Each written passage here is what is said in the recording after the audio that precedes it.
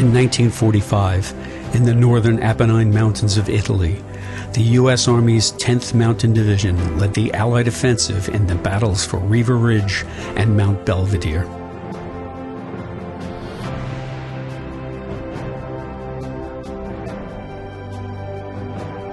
Their victory proved essential to the success of the Allied offensive in Italy.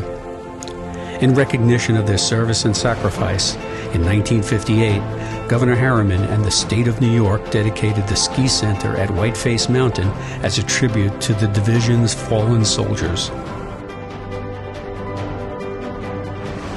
In 1962, the 10th was honored by the Italian government.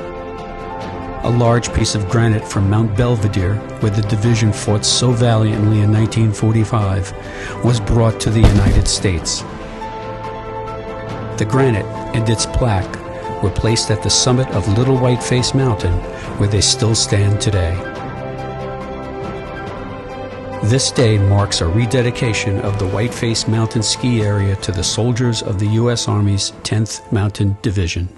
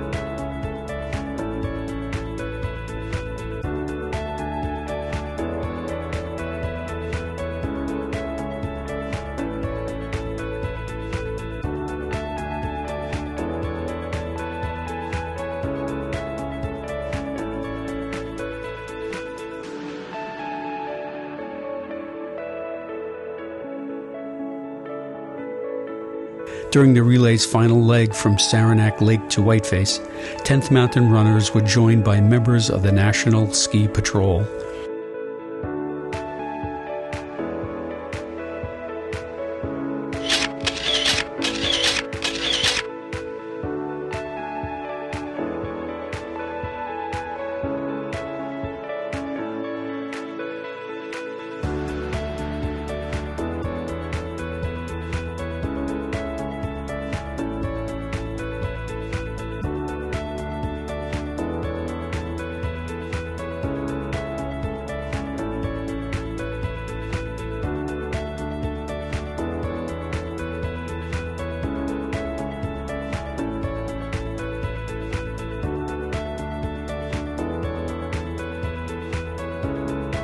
The last 8 miles of the relay were the most complicated. The goal was to have the runners and a team of soldiers assaulting the mountain via the slides reach the summit and hand over the baton to the general.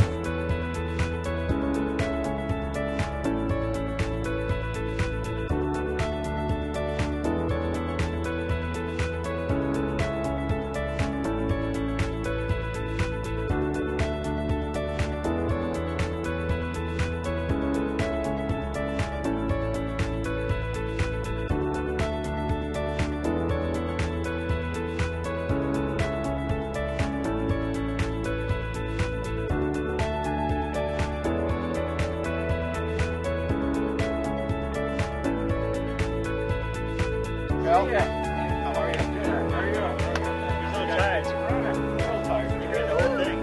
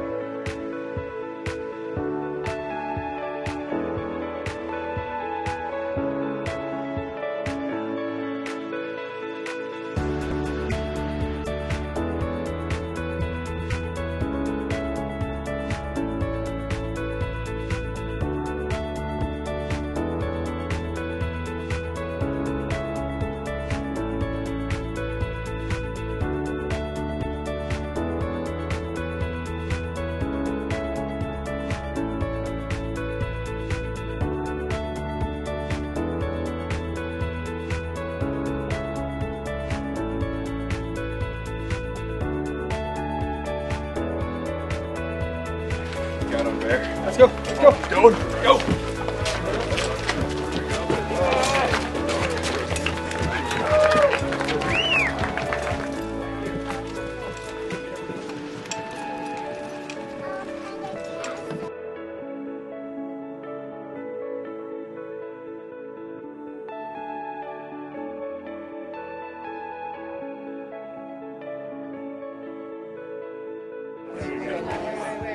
What about with the 4,000 feet? Look up at the top peak there. A lot of fun.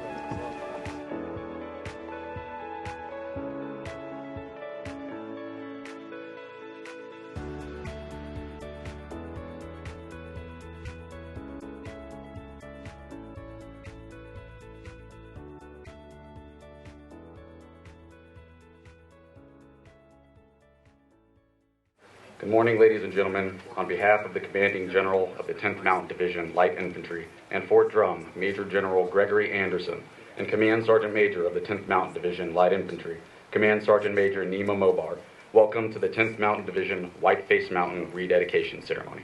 The strength of our nation is our military servicemen and women. Their strength is in their families. We recognize that no one has given more for the nation than the families of the fallen. Today, we are honored to have in attendance our Gold Star families. Let us pause for a moment of silence in their honor.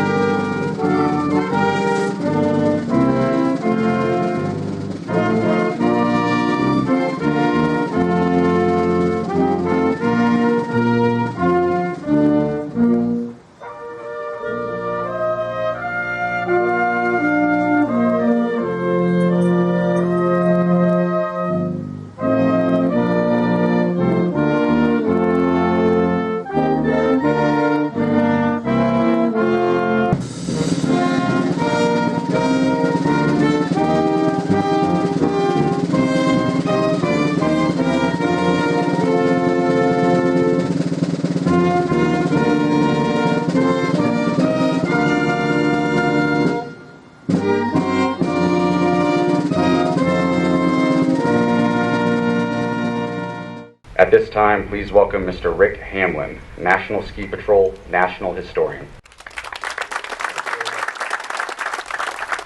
Thank you for allowing me the privilege of speaking to you today at this family reunion.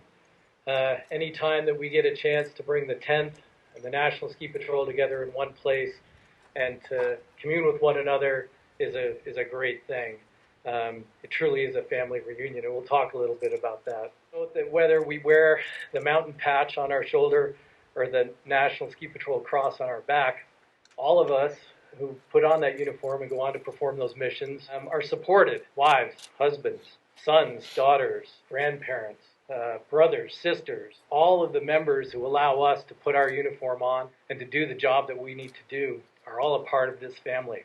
So when we talk about family, that's the broad inclusion of all of the family members in and out of uniform that support us in our mission. I'd like to talk a little bit today about that family and going back in time. All of us, whether it's 10th Mountain or National Ski Patrol, today stand on the shoulders of those who came before us, who trained the people who trained us, who trained the people who trained before them. All of that line going back to one set of shoulders that we can all identify as a common root between our two organizations. So I'd like to talk about that gentleman today. His name was Charles Dole, a name you may recognize, and a little bit about our history that's common to both of our organizations. Some would say that the history starts around 1936.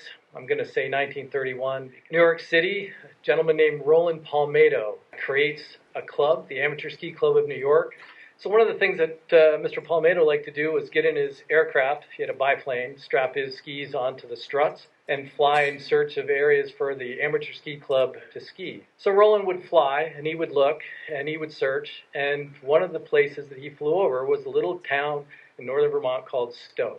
He noticed a very large mountain there, the largest mountain in the state, Mount Mansfield, saw that there were trails on it that were being cut at the time by the CCC, and flew back saying, we gotta explore this. The club's got to go there. So he was laid up. He'd injured his knee, so he wrote a letter while he had some time to the postmaster in Stowe and said, hey, if the club came, is there a place for us in the wintertime to eat? Is there a place to stay? The town responded resoundingly, absolutely, bring the people on. So that brings us to 1936. We've got Amateur Ski Club back in Stowe. Charles Dole, his wife, Jane, Franklin Edson III, and his wife, Jean, are going to go climb the toll road for a day of skiing. Really soggy conditions, not great for skiing, but they've driven a long way. They've come from the Metro New York area, and they're going to ski no matter what. Up the toll road they went, put their skis on, they went down, and as Dole recounts in his book, first turn, went to make the turn, his ankle gave way, and there was unmistakable sound of the tibia breaking just above his boot top. Jane and Jean go down the mountain looking for help. Franklin Edson stays with him. Eventually they find some help, an old piece of rusty corrugated metal. They load Dole on it. They drag him down the mountain with his injured leg bouncing in the snow. He's still recovering, and his friend, Franklin Edson III, comes to visit, and he says that he's been invited to race in one of the club races at the Ghost Trail in Massachusetts. Franklin shows up for the race, heads down the mountain, loses control into the woods, fractures his arm, fractures ribs, punctures a lung, and 3 days later, Franklin Edson III is dead. His death moved Dole to really focus on this point of safety. And so in 1938, when the national races come back to Stowe, he's asked to run the rescue organization that's going to serve those races. 3 patrols, the Pittsfield Patrol, the Burlington Patrol, and the Mount Mansfield Patrol, joined together to create a super patrol. And during the races, the guy who was in charge of all the racing in the U.S. at the time, Roger Langley, approaches Dole and says, look, what you've done here is really an amazing thing. This has been the safest event that we've ever run. I'd like you to form a committee, a National Ski Patrol Committee, to further this type of service to skiers. Dole, as we know, said yes. So in March 6, 1938, on the side of Mount Mansfield, on the nosedive at one of the 7 corners, at the Shambles corner, Dole said, yes, I'll do that. So the birth of the National Ski Patrol, 1938. So we move ahead about a year from that point, just a little less. We're in February. It's 1939. They're at the Orvis Inn. They're sitting around the fire.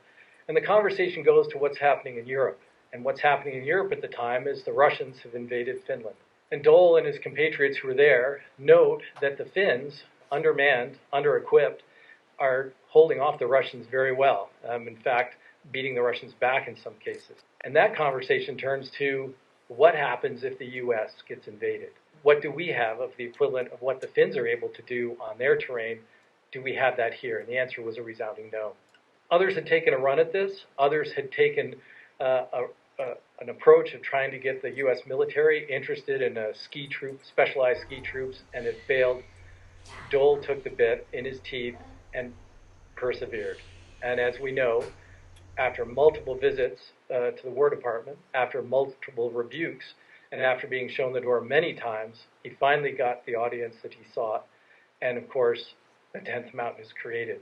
So this is 1941. We know that the National Ski Patrol played a key role, the only time a civilian organization ever recruited for the military, in filling the ranks of the 10th Mountain Division. For me, I think the bigger gift than that, from the Ski Patrol to the 10th Mountain, your gift back to us, back to the National Ski Patrol, from your members who went back to the mountains after they left Europe to create the skiers that we know and ski on today. But in terms of the National Ski Patrol, our history isn't over, and nor is yours. Our history is still being written as we speak today. And all of us who are here today, every one of us, is a thread in the tapestry that's being woven that tells our story. And it's an amazing tapestry. It's just an incredible tapestry. And so we thank you for that, being a part and being a part of our family. And we look back to Charles Dole, whose shoulders we all stand upon, and thank him for his service, both to the National Ski Patrol and his perseverance in pushing for the creation of the 10th. So wear your threads proudly. Make sure you're woven tightly into this tapestry that we call the history of our organization. Thank you.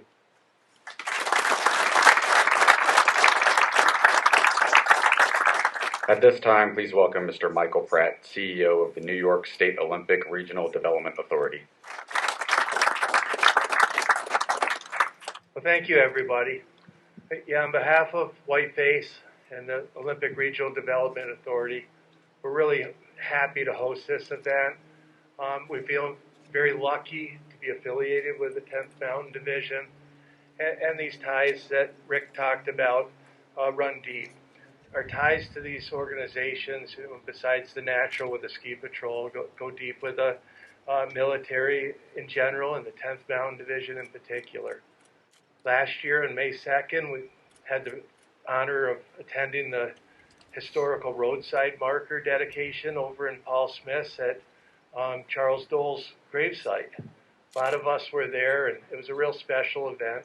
There's 2 markers at the grave, one for the 10th Mountain Division and one for the National Ski Patrol. I had the pleasure of hanging out a lot of that time with Harold McAfee. And Harold was 99 at the time, veteran of the 10th Mountain Division, one of their initial members. And thank Minnie Dole, who sent me on a very adventurous trip. Served in World War II, told a lot of stories. It's a lot of fun. I had lunch with him also. Unfortunately, he didn't make his 100th birthday. He passed away at the end of the summer last year. But great fan of Whiteface and Gore, and West Mountain and Queensbury. Really a fan of life. So again, on behalf of the Olympic Authority and everybody at Whiteface, thanks for honoring us with this dedication, and we're happy to be involved.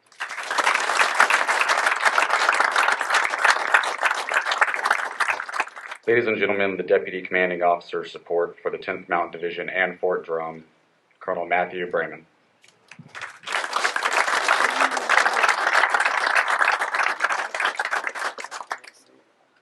Well, that's an extremely long walk for a very short speech. No. So you're supposed to have General Anderson here today, and our commanding general, as usual, is probably the busiest man in the division. And he's been recalled to Europe, back to where our division headquarters is currently deployed. And so as I saw him last night, he said, hey, I've got to go. I need you to go up to the top of the mountain, finish this thing off for us this week. And I said, okay, great. Just I know you have a speech prepared, some words of wisdom. You're going to tell this group about all the great things the division's been doing. I'll just take your speech, and I'll read it on the way over there, and we'll be good to go. And he goes, I don't write speeches.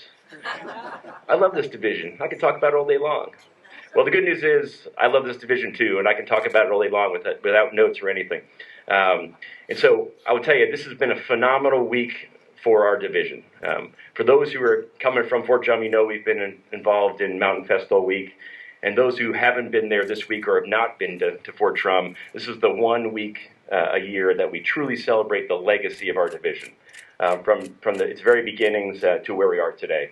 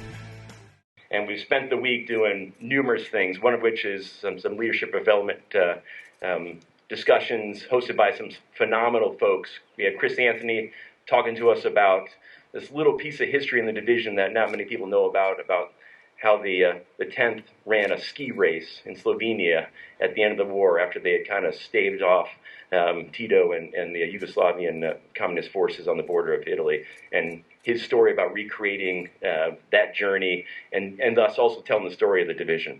So a phenomenal way to introduce our folks in our division to that piece of history that people didn't know about. And then we talked about, we have McKay Jenkins talking about the how it all began with our integration with our civilian partners, the very folks you just heard from, about how we started this division not out in Camp Hale like everybody thinks. And although it was started there officially, it grew up here in the roots of the Adirondacks. When we talk about the men and women that came from Dartmouth and the Ivy League colleges, because they had the capability to ski. And so they're the ones that traveled out west to start this adventure and what became the 10th Mountain Division. So a great thing. And then today we're going to talk with Christian Beckman is going to talk with us after we're done about the climbing aspects, the technical pieces of the history, which we are now going back to do. So we are, as we talked about at the start of this division, we are starting over, bringing in that expertise to truly make the division the Alpine Division again. And the Army has told us that's what we need. And we're getting after it. So the partnerships that began this in 1943 and before are as important then as they are now to us as we continue this legacy. I'll tell you, although the Sergeant Major may argue with me, and the CG certainly will, I've got the best job in the Army as the Deputy Commander of the Division. And as I walk out of Hayes Hall every day, out in front is a statue. And if you look at your program, you see there's a soldier on top of the summit. And there's another soldier climbing up, and that picture became the idea for the memorial we have at Fort Drum. As I see that that original soldier from World War II sitting at the top, reaching down to a modern soldier, equipped soldier climbing up. There's one word that comes to mind always, and that's the word legacy. And so that's the greatest part of this division is its legacy. And I've served in a lot of divisions in the Army. This is the one that has the greatest legacy of all, because it has an interaction not just within the military, but within the community. And so whether it was soldiers from this year's D-Series championship out at Camp Hale, literally training where their forefathers started, whether it was, I had the luck enough to go up to Ski Cooper and ski down with Minnie Dole's grandson, that's legacy. Going over to Vail itself to see what our forefathers started upon their return, and having us ski around the slopes with a colored patch on, and people say, is there still a 10th Mountain Division? And you go, you better believe it, and we're hiring. And that's legacy. And then you get here today and you say, hey, folks running from Fort Drum, recreating a route that our first Command Sergeant Major of the division, upon its reactivation, started, which is let's run from the flatlands of Fort Drum to the mountains to Whiteface, to where our legacy is. That's more legacy. And so this is a phenomenal day and a phenomenal event to cap off our week, but really to reinvigorate our relationship with the community that got us started. And I'll leave you with one quick story, and I didn't know this until today. We get to the top of the summit. The soldier that delivered the baton at the top of the mountain is a soldier by the name of Specialist Purcell. He's from 1st Battalion, 32nd Infantry Regiment. And less than a year ago, he was wounded in combat in Syria. And on Wednesday, he was recognized for not only receiving his Purple Heart, he also received an award for maxing his PT test. And he's the guy that carried it the last mile to the top of the mountain. And there's nothing that speaks more to the men and women that started this division and the ones that serve today than that Specialist Purcell. And for that, which truly makes this a great, great division, and the partnership we have with you guys, we want to keep it going. So with that, I'll leave with this. Climb to glory. All right.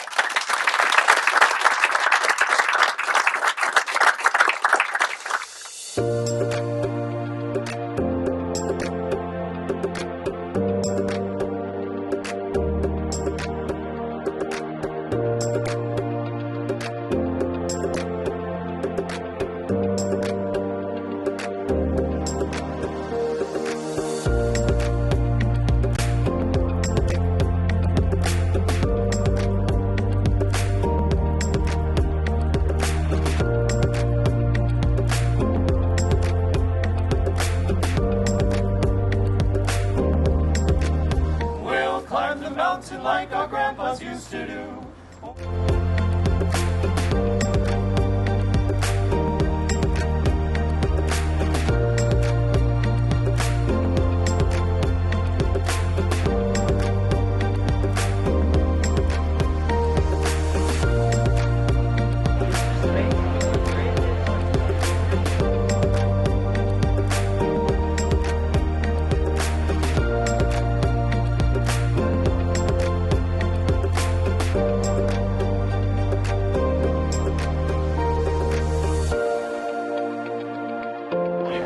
Thank you, sir. Thank you. Great to meet you.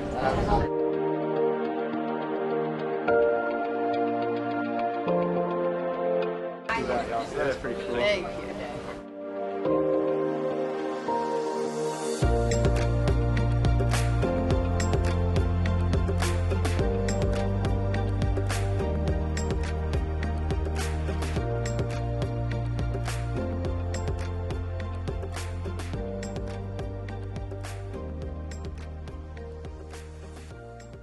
It's a pretty special venue here, and it's a pretty special opportunity here for us to debut a new song. It's called Two Boards. It's a song less about the Army side of what the 10th Mountain Division soldiers went through, and more about the skiing side of what they went through. So we hope you enjoy the debut of Two Boards.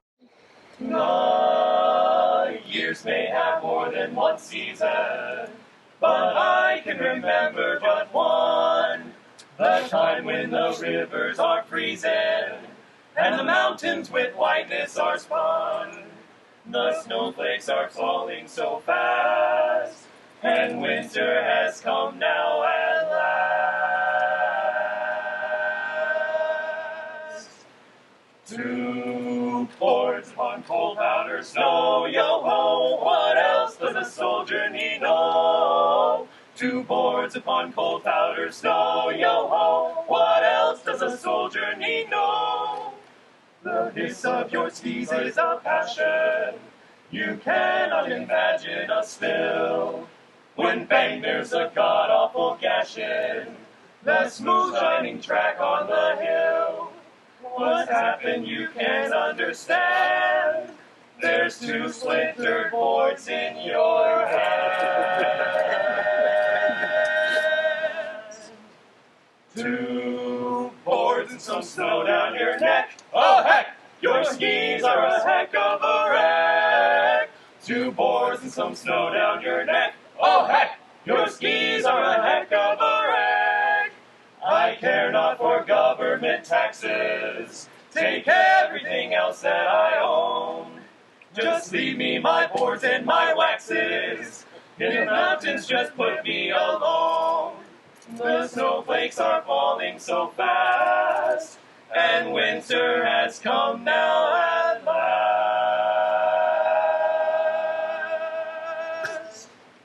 Two boards upon cold powder snow, yo-ho, what else does a soldier need know? Two boards upon cold powder snow, yo-ho, what else does a soldier need know?